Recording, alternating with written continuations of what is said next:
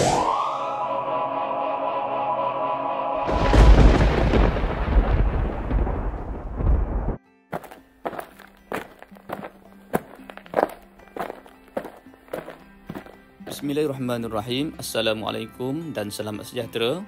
Pada hari ini cikgu akan kongsikan berkaitan dengan tajuk kebolehjadian. Kebolehjadian adalah merupakan tajuk yang terakhir yang dipelajari oleh murid-murid tahun 6. Mari kita lihat apakah yang dimaksudkan dengan kebolehjadian. Kebolehjadian adalah kebarangkalian atau kemungkinan sesuatu peristiwa berlaku. Maksudnya, sesuatu peristiwa itu mungkin berlaku atau tidak mungkin berlaku. Untuk kita faham dengan lebih lanjut lagi berkenaan dengan kebolehjadian ini, mari kita lihat dialog ataupun perbualan dua orang murid yang terdapat dalam buku teks tahun 6. Bolehkah kita jangkakan sama ada esok akan berlaku kejadian siang dan malam atau tidak? Sudah pastilah boleh. Bumi berputar pada paksinya mengelilingi matahari. Itulah sebab terjadinya siang dan malam setiap hari. Jadi, peristiwa ini adalah mungkin berlaku. Dialog yang kedua, adakah 100 boleh dibahagi dengan 7 tanpa baki? Setelah dibuat pengiraan dan dibuktikan, itu tidak mungkin. Apabila 100 dibahagi dengan 7, jawapannya ialah 14 baki 2. Jadi, apabila 100 dibahagi dengan 7, kita tetap akan mendapat baki. Jadi, peristiwa ini tidak mungkin berlaku. Seterusnya, terdapat 5 kebolehjadian sesuatu peristiwa itu berlaku. 5 kebolehjadian ini kamu perlu tahu dan hafal. Yang pertama adalah mustahil. Kedua, kecil kemungkinan. Ketiga, sama kemungkinan. Keempat, besar kemungkinan. Dan kelima, pasti. Mari kita lihat apakah yang dimaksudkan dengan 5 kebolehjadian ini. Yang pertama adalah mustahil. Peristiwa yang tidak mungkin berlaku, iaitu perkara yang tidak logik. Jadi, peristiwa tersebut tidak mungkin akan berlaku. Contohnya, 5 tambah 5 sama dengan 13. Tidak mungkin akan berlaku kerana 5 tambah 5 adalah 10. Yang kedua adalah ada 25 jam dalam sehari. Ya, peristiwa ini juga adalah mustahil berlaku kerana dalam sehari kita hanya ada 24 jam sahaja. Kedua adalah kecil kemungkinan. Kebarangkalian sesuatu peristiwa itu berlaku sangat kecil. Jadi peluangnya adalah sangat tipis. Contohnya, baling dadu untuk dapatkan nombor 6. Peristiwa ini kecil kemungkinan kerana sebiji dadu ada nombor 1, 2, 3, 4, 5 dan 6. Untuk dapatkan nombor 2 adalah sangat tipis, susah nak dapat. Jadi, kebarangkalian peristiwa ini berlaku adalah kecil kemungkinan. Ketiga adalah sama kemungkinan. Sesuatu peristiwa itu berlaku atau tidak berlaku adalah sama kerana pilihannya sama banyak.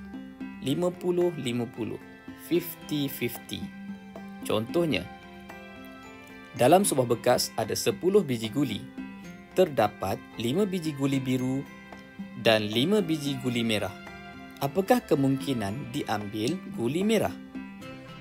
Ya, bilangan guli biru dan merah adalah sama banyak. Jadi, peristiwanya adalah sama kemungkinan. Seterusnya adalah besar kemungkinan. Kebarangkalian sesuatu peristiwa itu berlaku sangat besar. Jadi, peluangnya amat besar. Contohnya, jika ada seramai 10 orang murid dalam sebuah kelas yang terdiri daripada 7 orang murid lelaki dan 3 orang murid perempuan, apakah kemungkinan terpilih murid lelaki? Kita perhatikan, bilangan murid lelaki lebih ramai daripada bilangan murid perempuan. Jadi, peluang murid lelaki terpilih adalah sangat besar kerana bilangannya lebih ramai. Jadi, kebarangkalian peristiwa ini berlaku adalah besar kemungkinan. Dan yang terakhir adalah pasti. Peristiwa yang akan terjadi. Jadi, pasti berlaku. Contohnya, dalam sebuah bakul terdapat 8 biji guli berwarna hijau. Kamu ingin memilih guli berwarna hijau. Ya, sudah tentu kamu akan mendapat guli berwarna hijau kerana peristiwa ini pasti berlaku. Baiklah, seterusnya marilah kita sama-sama menjawab beberapa soalan berkaitan dengan kebolehjadian. Pertama, Malaysia menyambut Hari Kemerdekaan pada 31 Ogos. Ya, jawapannya adalah pasti kerana sememangnya Malaysia menyambut Hari Kemerdekaan pada setiap 31 Ogos.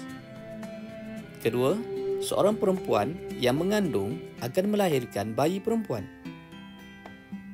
Seperti yang kita sedia maklum, jantina bayi ada dua sahaja, iaitu sama ada lelaki ataupun perempuan. Jadi kemungkinannya adalah sama banyak. Jadi kebolehjadian peristiwa tersebut adalah sama kemungkinan. Ketiga, paras air sungai akan naik pada musim tengkujuh. Seperti yang kita sedia maklum, musim tengkujuh adalah musim hujan. Jadi kebolehjadiannya adalah besar kemungkinan. Keempat, bulan Februari ada 30 hari. Ya, mustahil kerana dalam bulan Februari hanya ada 28 atau 29 hari sahaja. Kelima, hari selepas Jumaat ialah Sabtu. Ya, pasti.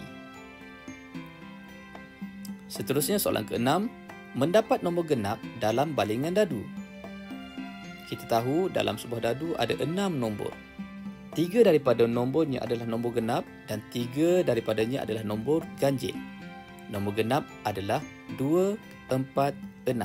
Manakala nombor ganjil adalah 1, 3 dan 5. Jadi bilangannya adalah sama banyak. Jadi kebolehjadian peristiwa ini berlaku adalah sama kemungkinan. Ketujuh, setahun ada 12 bulan. Ya, pasti. Kerana setahun memang ada 12 bulan, iaitu dari Januari hingga Disember. Kelapan, mendapat kepala dalam balingan duit shilling. Kita tahu, sekeping duit shilling hanya ada 2 bahagian sahaja, kepala dan ekor. Jadi, kebolehjadiannya adalah sama. 9. Tikus boleh terbang. Ya, mustahil. Kita tahu, tikus tidak boleh terbang.